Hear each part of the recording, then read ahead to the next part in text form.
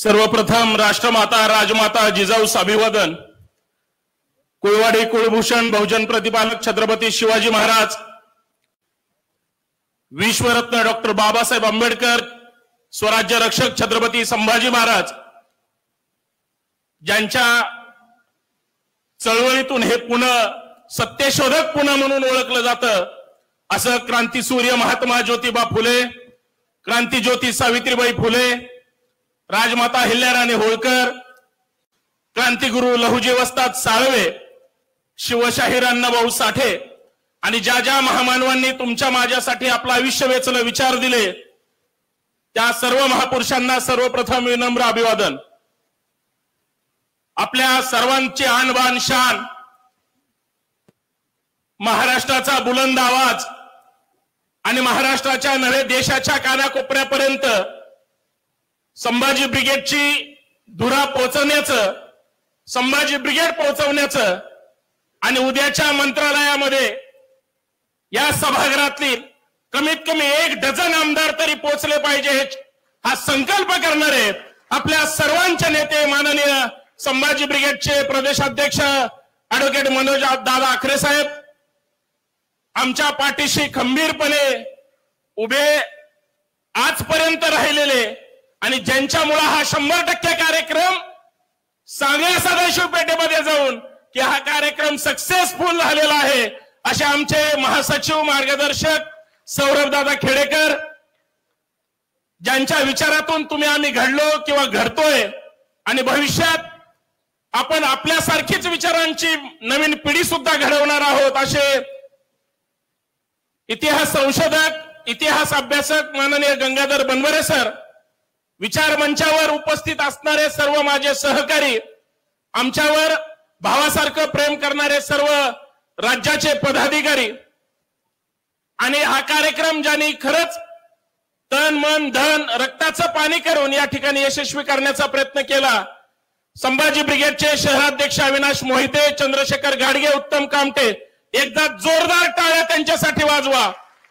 जोरदार, तुम्ही महाराष्ट्रात वाजवत होतात, पुण्यापर्यंत आवाज येत होता, इथं आवाज एवढ्या टाळ्या वाजवा सगळ्या पेठांमध्ये गेला पाहिजे, कारण आला संभाजी ब्रिगेडचा मेळा।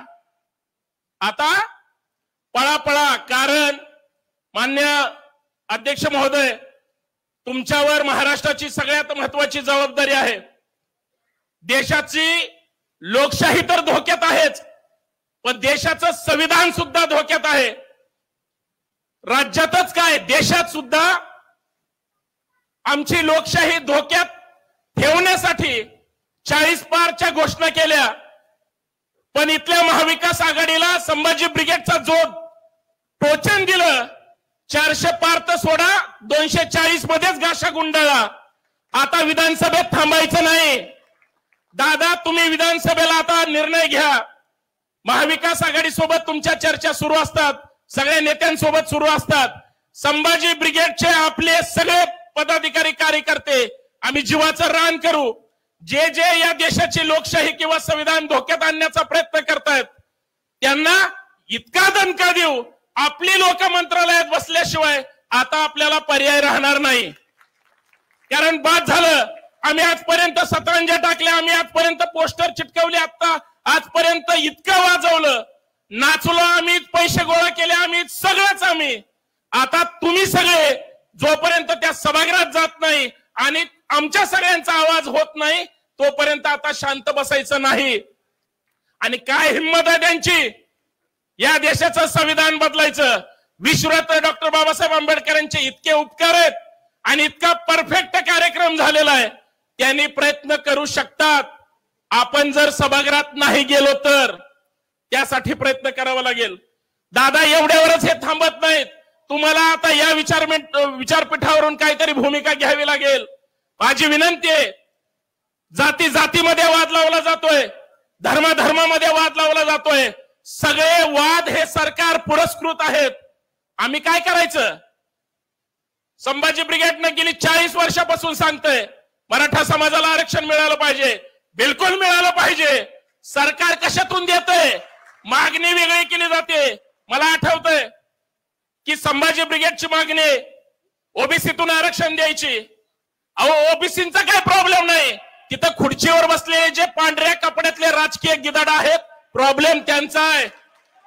दादा त्यांच्याकडूनच मराठा विरुद्ध ओबीसी वाद लावला जातोय, ओबीसी विरुद्ध मराठा वाद लावला जातोय। इकडचा मंत्री इकडे बोलवच्चन करतोय, तिकडचा आमदार इकडे येऊन काहीतरी टवाळक्या करतोय आणि मुख्यमंत्री म्हणतात मी आरक्षण दिलंय। कुठलं आरक्षण दिलंय? अहो आरक्षणाची मागणी, लाखो मोर्चे निघाले, इथले सगळेजण आरक्षणाच्या आंदोलनामध्ये होते। मागणी काय कागदावर, सरकारने काय केली हे आता तुम्हाला सांगावं लागेल। दोघांनाही आंदोलन करणारे मागणी घेऊन तिथं जातात, सरकार वेगळी देत आहे, आरक्षण मिळत नाही।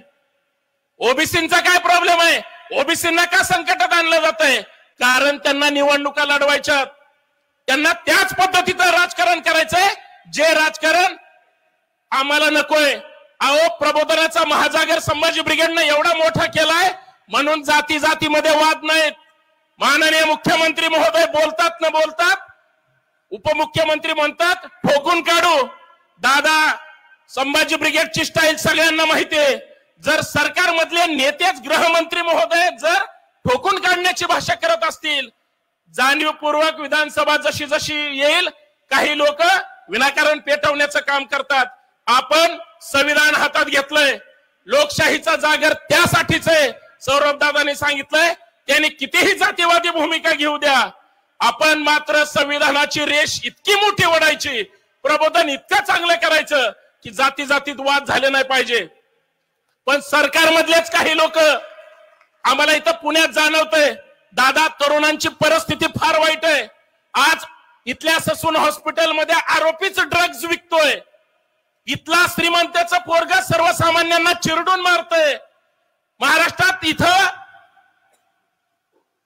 बलात्कार एखाद्या अल्पवयीन मुलीवर होतोय, त्याच शाळेमधले इतर आई वडील आंदोलन करतायत। राज्याचे उपमुख्यमंत्री मुख्यमंत्री हे म्हणतायत प्री प्लॅन आंदोलन होतं, म्हणजे बलात्कार तसा होता का? अहो मनाला वेदना होता, इथं सगळ्यांना मुलं आहेत किंवा मुली आहेत, काय चाललंय राज्यामध्ये? आज जर खरं लोकशाहीचा जागर झाला पाहिजे तर या मुद्द्यांना वाचा फोडली पाहिजे। आणि महाराष्ट्राला, पुण्याला तर अपेक्षा आहेतच।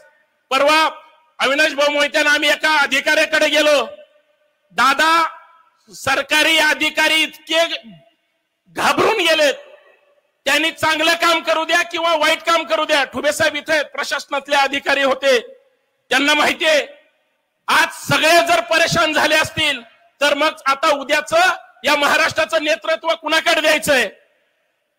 महाराष्ट्राच्या विधानसभेला काही होऊ शकतं, ते तुम्ही घडवावं एवढीच माफक अपेक्षा आहे। लोकशाहीचा जागर तुम्ही दिलेला आमच्या हातातला भगवा आणि तुम्ही सोबत घेतलेला भगवा, झेंडा आपलाच आहे, दांडा आपलाच आहे, मंत्रालयाकडे जायचंय, तो फडकावल्याशिवाय आम्हाला शांत बसायचं नाही। आपण आदेश द्यावा एवढीच अपेक्षा आहे। धन्यवाद। जोरदार एकदा नेत्यांसाठी टाळ्या वाजवूया। छत्रपती शिवाजी महाराज की, छत्रपती संभाजी महाराज की। अरे आवाज कुणाचा? दोन्ही हात वर करून अरे आवाज कुणाचा? अरे आवाज कुणाचा?